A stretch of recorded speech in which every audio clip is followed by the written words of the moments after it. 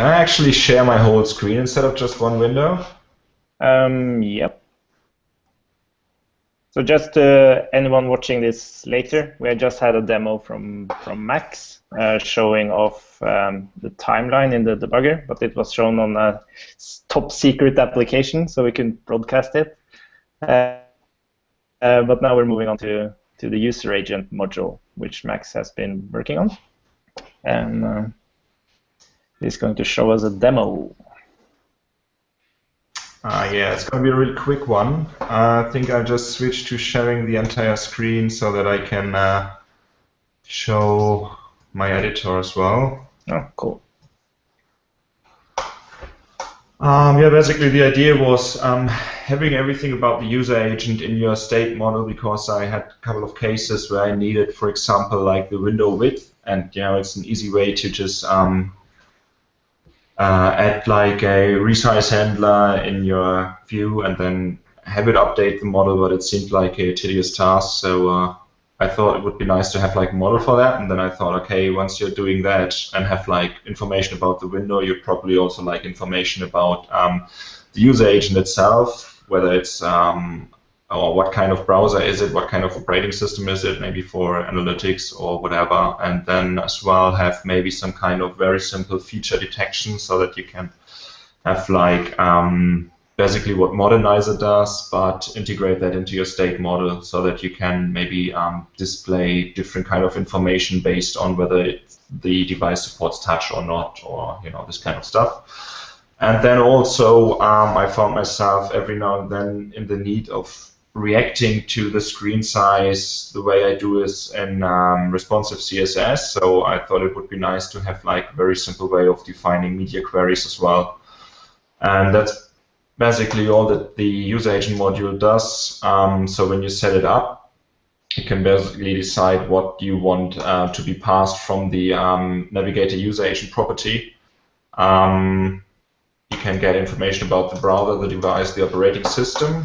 Here in the browser is basically the output what you get. You can see it's Chrome version, device you only get on mobile devices, and then you have got the operating system, says Mac OS, and the version number as well. The feature detection, I use like a really small JavaScript library for that, and you can basically read and see in the README what kind of feature detection you can enable by default, but you can also just define a function and do your own tests, and the results of this will be kept in the model under a feature property, and it's basically what you see here. It's just true or false, whether the test fails or succeeds. If you want to write your own test, it's just return true or false. And then the media query part, yeah, you just set up media queries as you would in CSS. It uses the Match Media API with a polyfill, so that you have support for Internet Explorer as well. You can basically just define your media queries, and then in the model, in the state model, you will get like true or false, whether the media query matches or not. So basically right now I've got like device small is min width 600 pixel. So if I resize, hold on, let me just hide a few windows here. If you resize the browser, you can see now the small device is set false because we're smaller than 600 pixel. If we go up, it goes to true. Then we've got medium query, which is 1024. Go a little higher, and then it switches to true as well. So just like in CSS, you could then have whatever kind of logic in your views that changes the DOM according to the media query defined. That's awesome.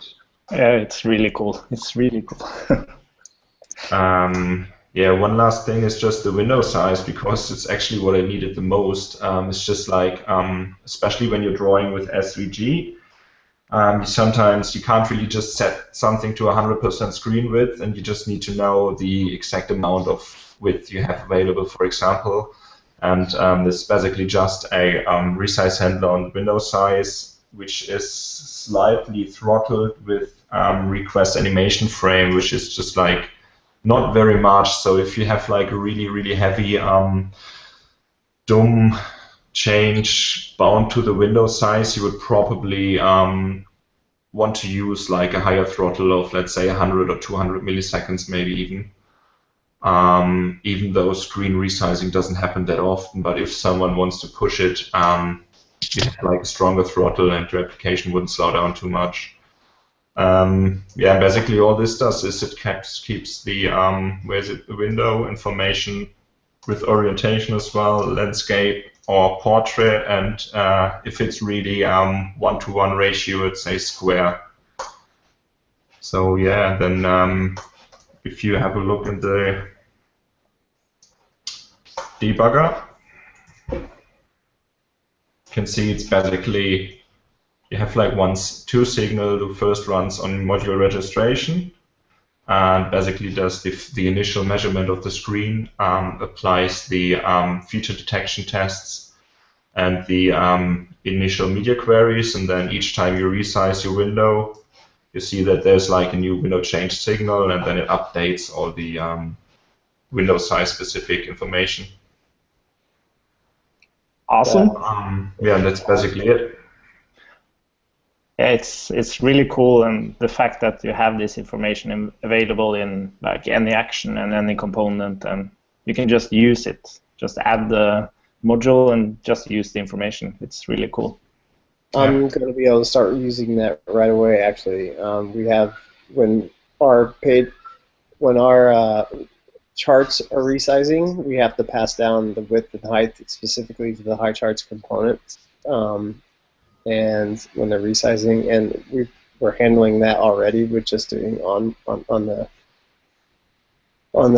resize event, and so this will help out tremendously with that. Yeah, but I think it's just like one of those things which are always the same in any kind of use case. If you need the window size, it's just like the window size you need, so and you shouldn't spend any time on finding a way to get it. Right. Exactly.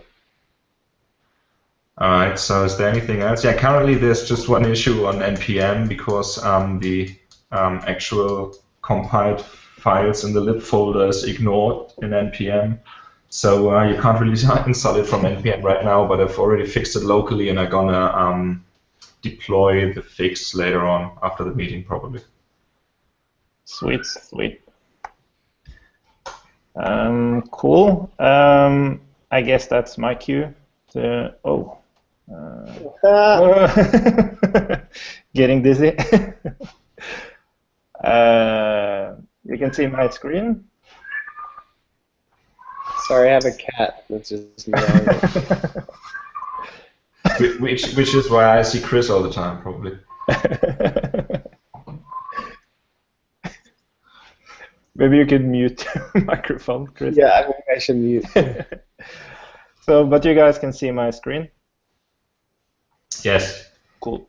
So I've been working on a module I call entities. And it's kind of low level, so it's possible to build things on top of it. And I've also combined in this demo with forms and the fuse module that Garth has been working on. And I have some fake data here. So when I refresh, it collects some posts.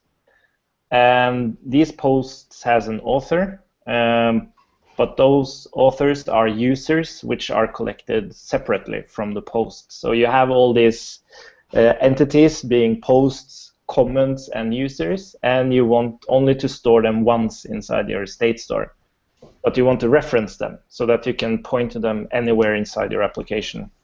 And then these entities has relationships, like a post has an author, which is a user, and a post has some comments. And the comments could even have users themselves.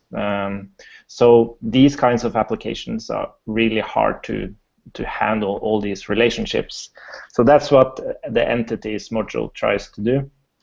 And let me just show you a quick demo here. So when I refresh, you see the posts load first, and then you see the authors come in later.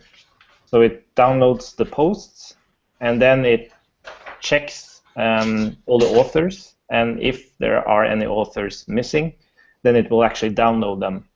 But all this actually happens automatically, so I'm going to show you that. But if I click one of these posts, it will load that specific post, which will get an array of comment IDs, and then it will do the same thing there.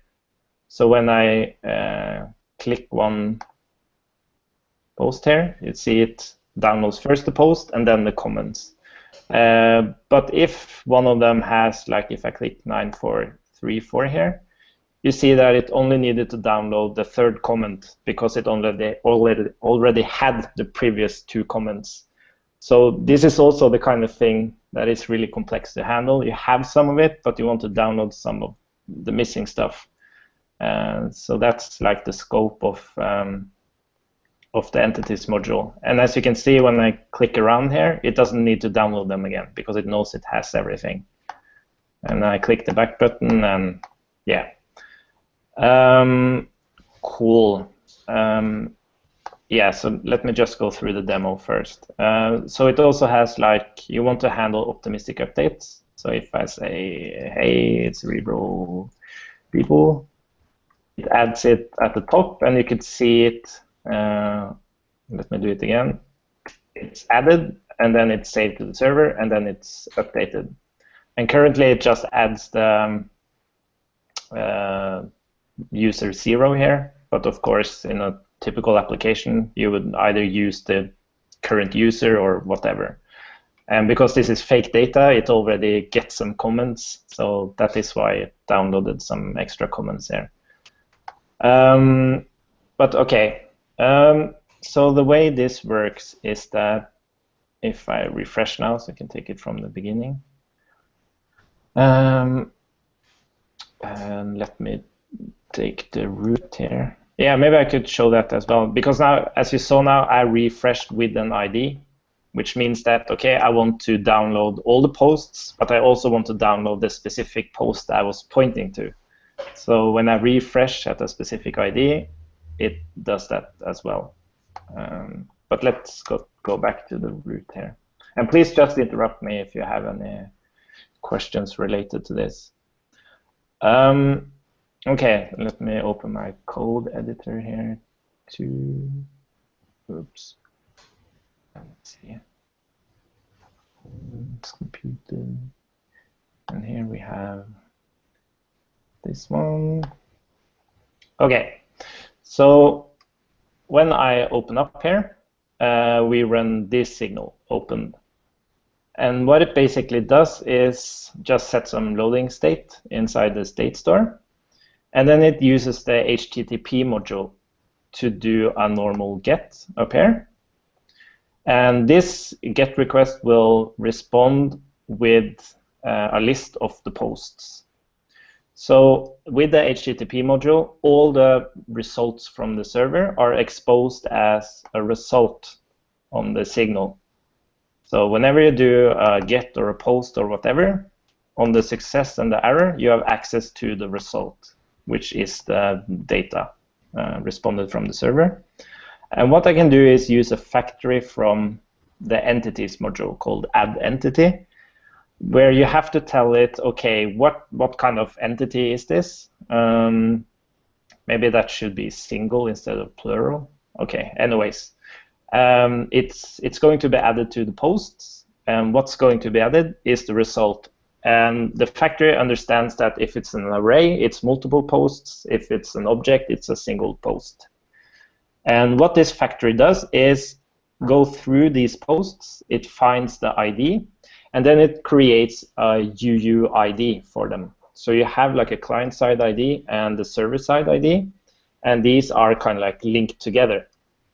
And what the factory then does is output an array of UUIDs.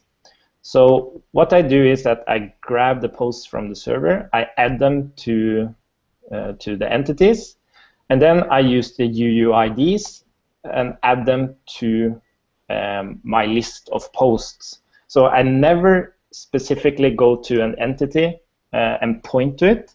I always use its ID or its UUID inside my state store to tell my components what to render.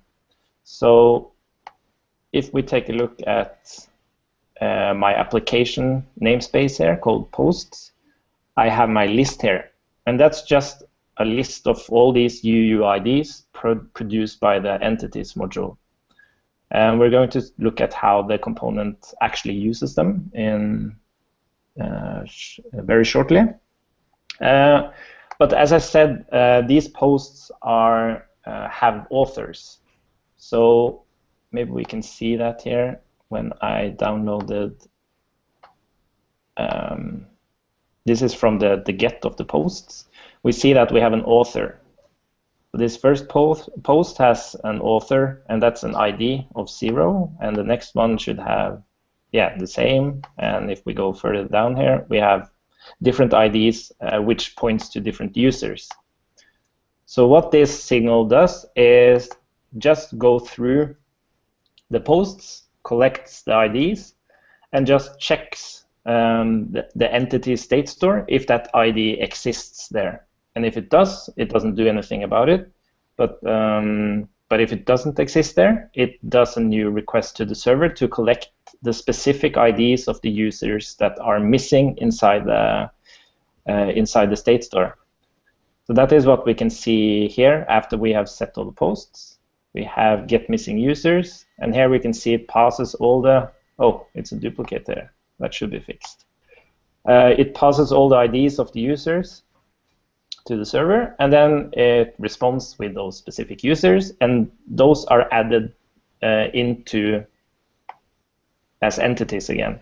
So basically, you just grab all these entities from the server and you just shove them into your state store.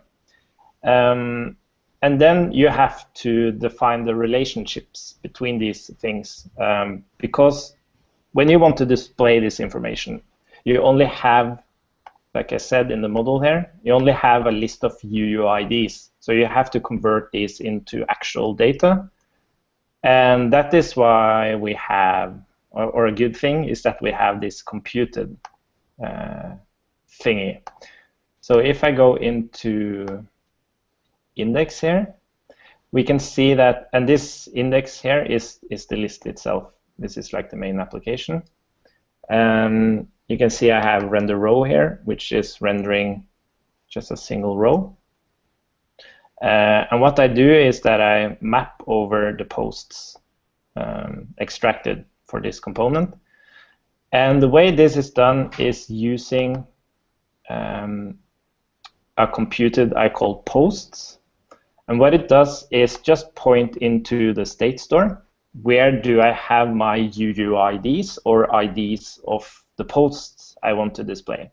So as I said, inside your application state store or namespace, you only use arrays with UUIDs or IDs, or a single UUID or single ID to grab the entity. So let's take a quick look at posts, how that is defined.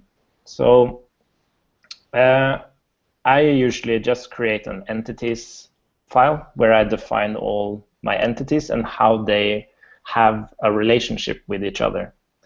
So this is the posts computed, and what it does is return a compute function from the entities module. So what I do here is that I have posts that will receive the path to the IDs or the UUIDs inside my state store that I want to display. And in this case, I tell this computed function that I want to collect some posts for this data, or this computed. And then I pass it the path where those UUIDs or IDs are located. And then I tell it about the relationships. So in this case, like for these kinds of posts, I might have different kinds of posts in different parts of my application. Maybe one place I don't want to show the user. So I don't want to create a relationship with the user at all, because I'm not going to display the user. But in this case, I do want to display the user, and maybe I even wanted to display the comments. And then I could add, okay, I want to also display the comments here. So that is how you create these relationships, and you have complete granular control of it. So you can choose how to collect the information for that specific component. Yes. So the way this works is that I grab this list, and based on the UUIDs in that array of posts.list, it will start grabbing the data from the entities inside the state store.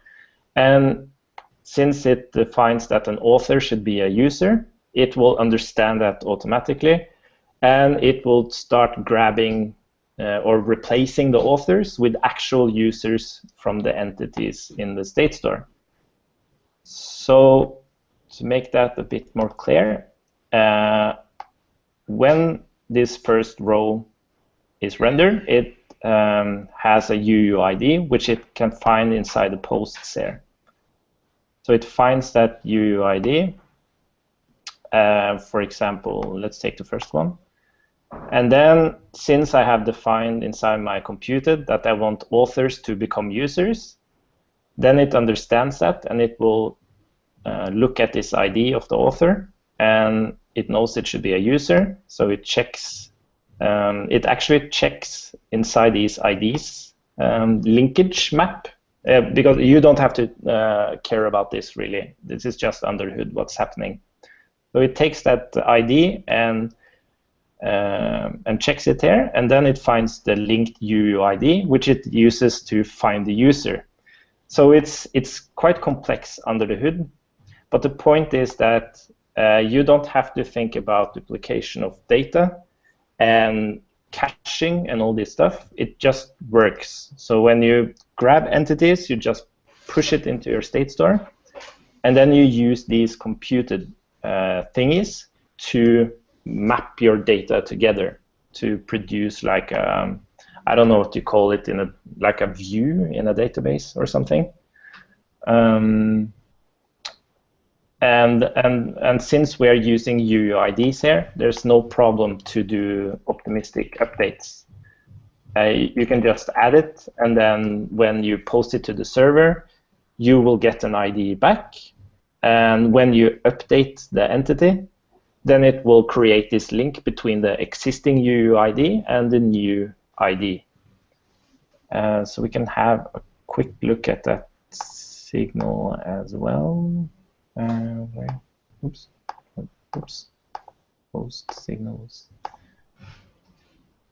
So as we can see here, we are using a factory from the forms module, where we just grab the data from the current form and we output it as new post on the signal, and then we just add it as an entity, and then it is added to the list, and then it's posted to the server like this. And when we get it back, we just update the entity using the UUID that was provided up here, and we update it with the result.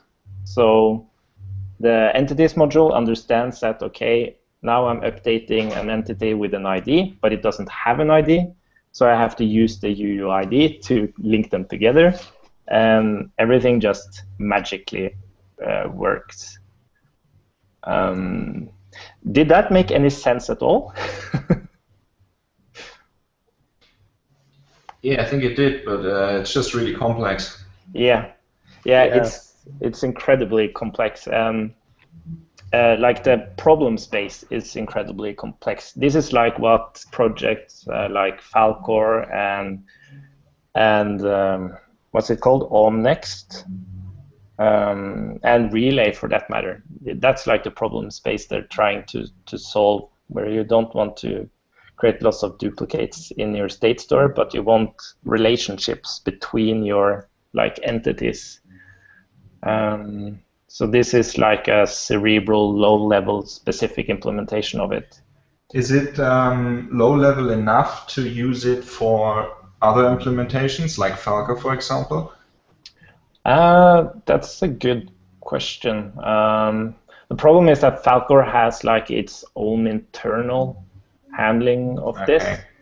So it's more like, this is like what Falcor does for you, this project can do if you don't have a Falcor backend. So you kind of get that functionality of linking everything together, but you kind of get it for free with Falcor. You don't have to create all this computed stuff. So, but comparing it to manually handling it, it's a lot less effort. But it is a complex problem space. It's hard to do. And for the caching, you currently use the state model as well, yeah? What did you say? The caching, also all the entities are kept in the state model. Yeah. Okay. I think this might be a good place where this kind of big data module, or whatever you wanted to call it, could come in handy at some point, just like the problem we had with the signals. Yeah. Christian, what about unused entities? They can be cleaned somehow? Currently, yeah, like you have full control, so you can clean them out at any point, really. There's nothing implemented now to automatically do it, but that would be probably a good feature addition. But you have access to, like, this is just stuff in your state store, so you can create something that maybe counts the number of users or something, and then you can just clear them out, and that doesn't affect the functionality. It just, if you accidentally had one of those users in your UI, it would just go away, really. So, but that's a good point. Yeah, so we're using this. I'm working on an application which is typically like typical user management stuff, and the users can be part of different things, and they have different roles and all that stuff. And sometimes you just want to display some information about the user. You don't want to download all the roles, for example. So in that project, it has been very beneficial because the interface becomes really, really snappy. And when you have all these relationships set up, you don't really have to think about it. You can just use the data, and it will automatically collect from the server what's missing, and it will automatically display what's already there. But these are also decisions, like in terms of user experience. Do you really want to display only what's downloaded and then show a loading state on the rest? Sometimes that's not a good user experience. Sometimes you do want to download everything before displaying it. So, but that you can of course decide that. But it's just to bring up some problems in this problem space. It's really complex. Cool. Any more questions on like entities and forms and stuff? Because I have this fuse thingy. That's kind of cool. Okay, let me show that. Because since all the users are already inside the state store, because they have been downloaded by the posts, I can just attach a fuse to them. So let me show you inside, where did I put that? I put it here, yeah. So what I did inside my posts module is to add user search module. And this is a fuse, and these are just some options for that module, where I point to the entities path. So I just point to my existing users, and then I tell it to do search on the name. So this is a fuse is like fuzzy search and indexing and stuff like that. So this is all I had to do, and inside my user search, I I bring in the search, which points to the module. In this case, it doesn't point to the state path, but it points to the module.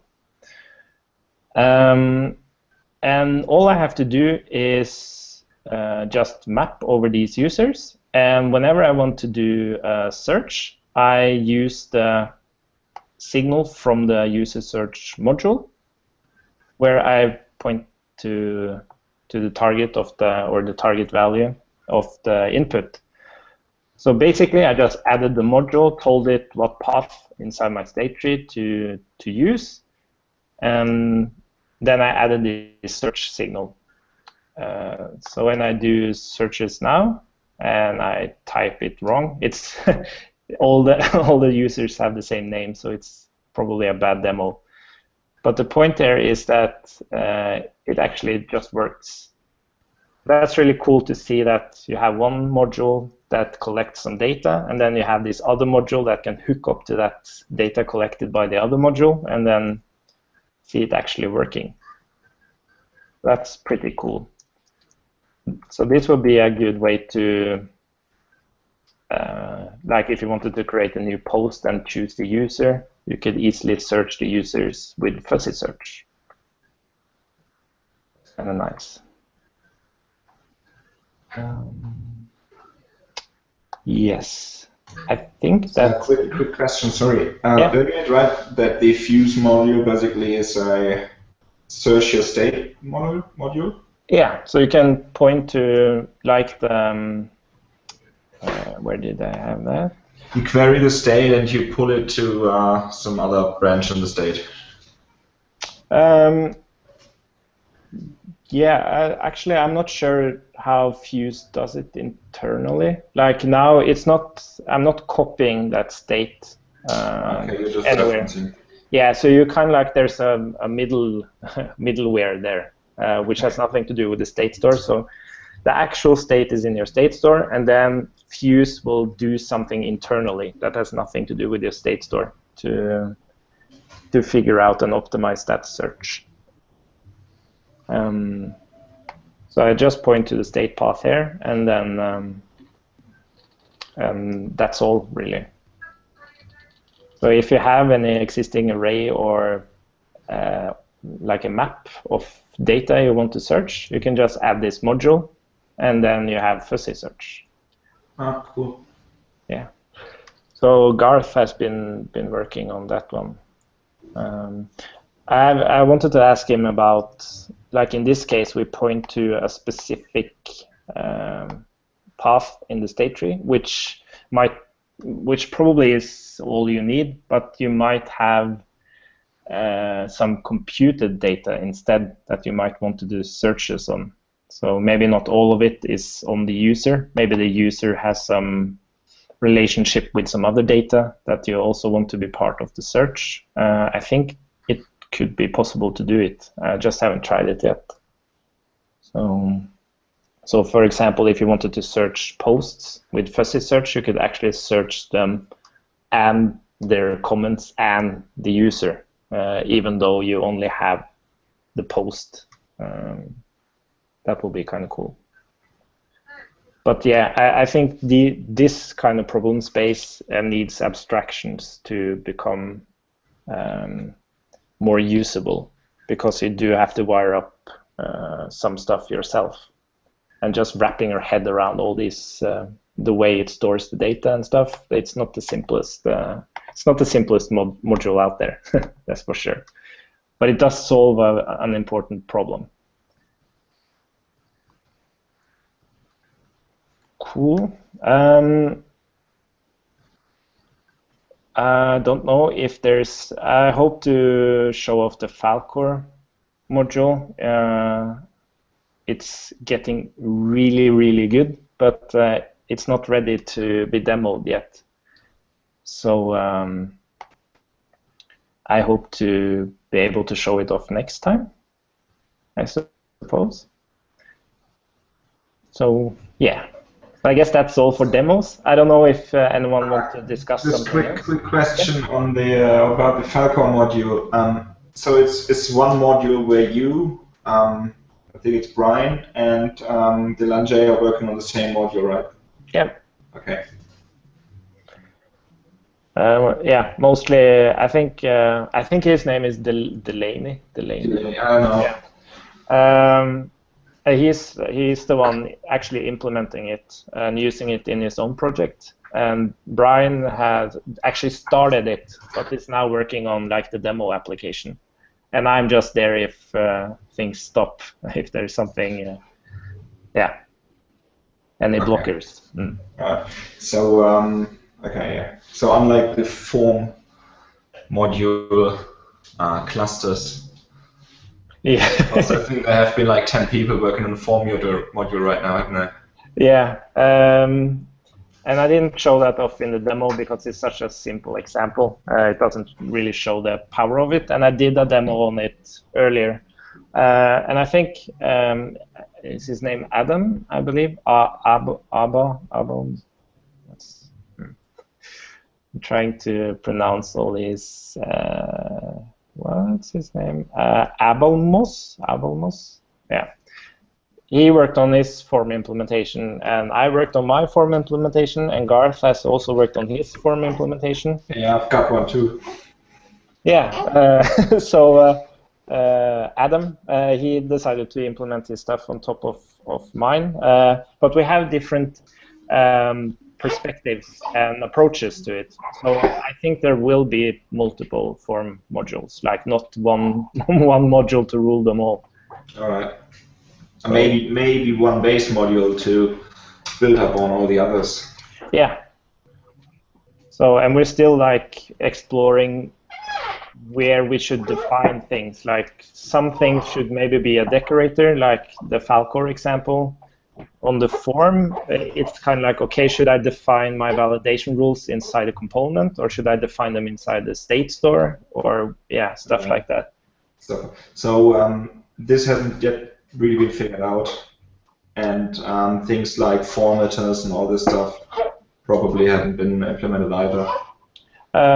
Yeah, so I'm really excited to when we get to the point where Adam merges in his changes to the form, like the Cerebral module forms module, because it's getting really powerful. And I was building like this project called Forms React, which I got a lot of experience from.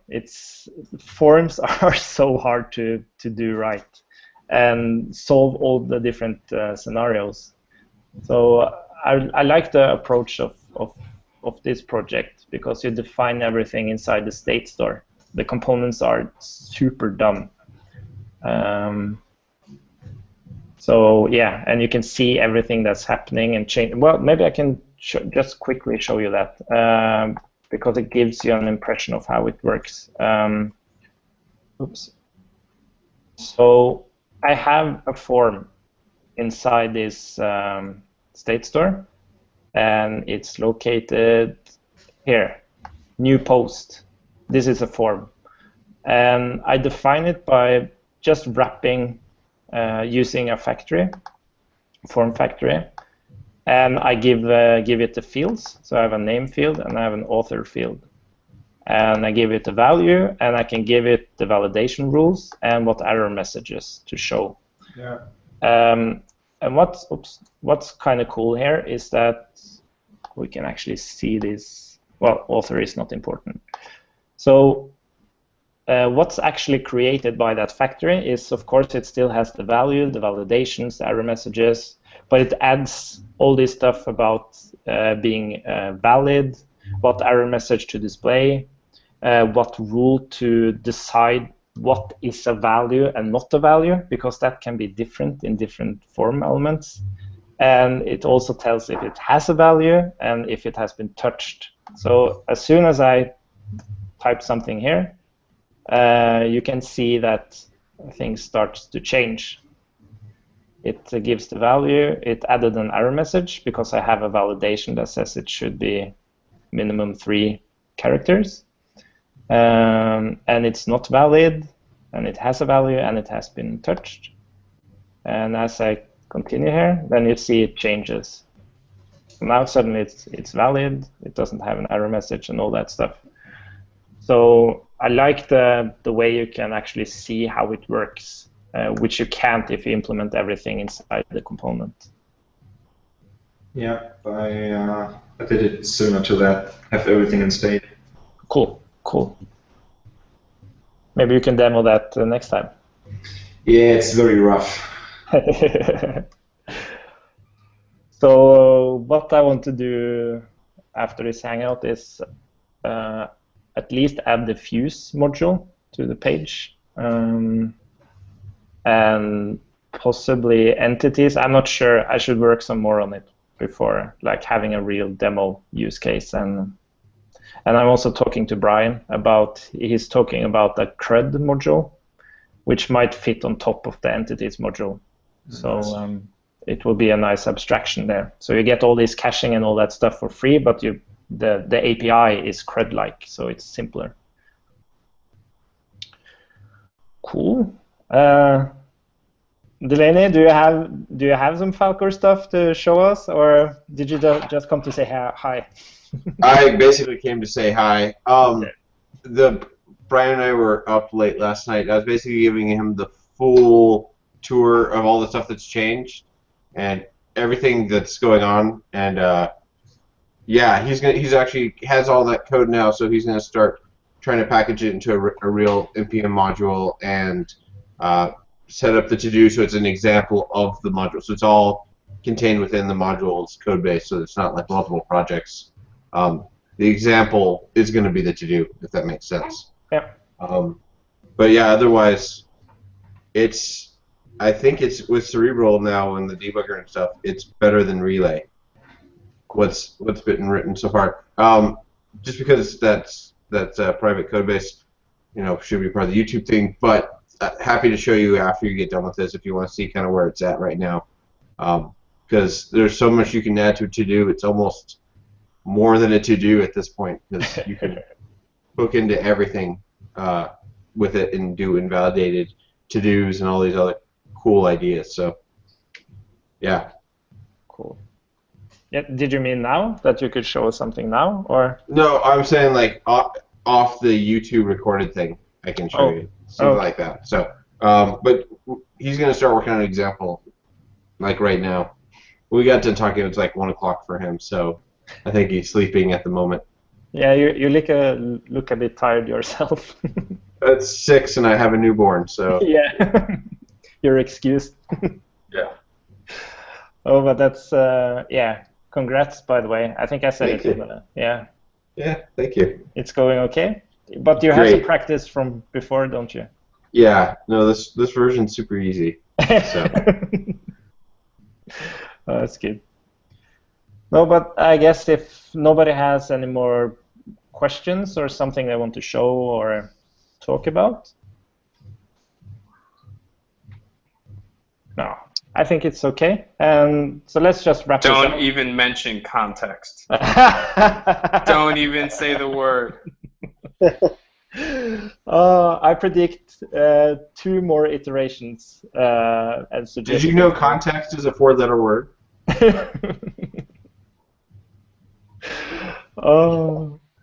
Let's keep that on. I think the idea that what's his name? Guria? Yeah, Alexei. Yeah. Alexei. Yeah. What you have about being able to define what kind of information you want to pass to the action and find like a really clean way to implement this would be really cool, because then everyone could play and try different approaches, and at some point that would probably be like a best practice. Yeah. Sorry, my kid was too loud here. I don't get the whole question. I just said that the idea you had in being able to pass data to the action and find a way where the developer can hook in there and then say, okay, additionally to the default parameters, I also want to pass like a module parameter or whatever, and then make the kind of payload that gets passed to a action dynamic.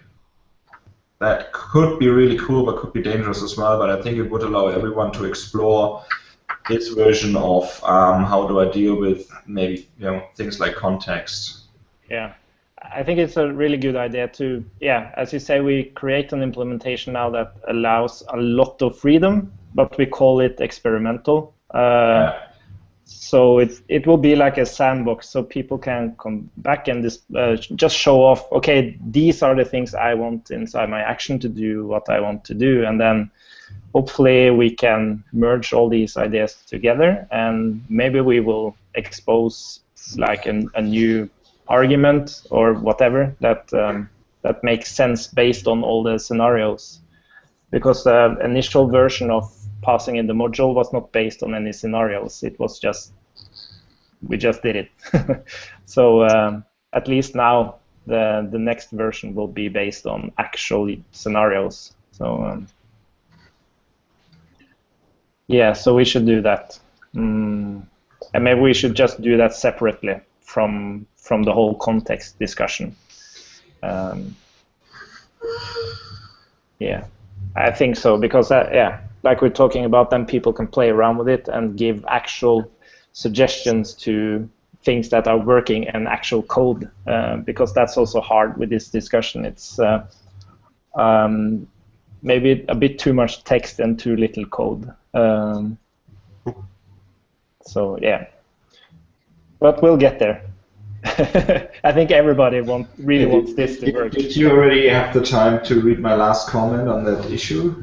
I had like this pseudo code snippet for a possible middleware implementation, basically similar to what Redux does with the middleware approach. Is this? You can like add middleware, and middleware basically gets past the like the signal, the action, and then like a next method, and when you call the next method, the action gets executed.